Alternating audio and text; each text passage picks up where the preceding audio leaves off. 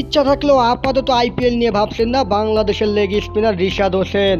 নিজের অভিষেক বছরে ভারতের বিপক্ষে সোলোয়ার কাটারে রোহিত শর্মা, মহেন্দ্র সিং ধোনিদের বোকা বানিয়ে বিশ্বকে তাক লাগিয়ে দিয়েছিলেন মোস্তাফিজুর রহমান।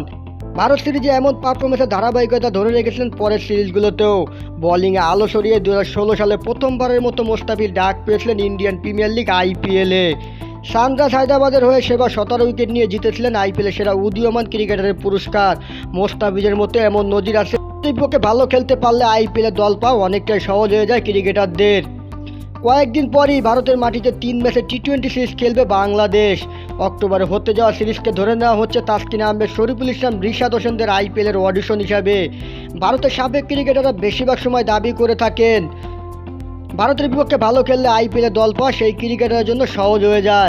সর্বশেষ কয়েক মাসে 3টি লিগে দল পাওয়া রিশাদের জন্য তাই বলাই চলে আইপিএলের বড় সুযোগ হতে যাচ্ছে ভারতের বিপক্ষে সিরিজ।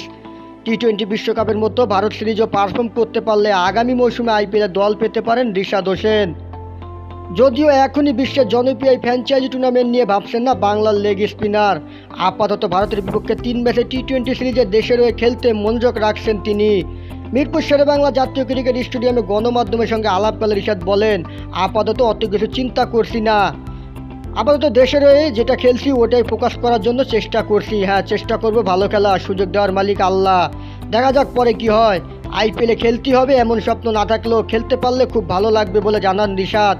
তিনি বলেন, স্বপ্ন বলতে ওরকম স্বপ্ন না, এমনিতে সবার তো ইচ্ছা থাকে আইপিএলে খেললে ভালো লাগতো বা দেশের জন্য ভালো হতো।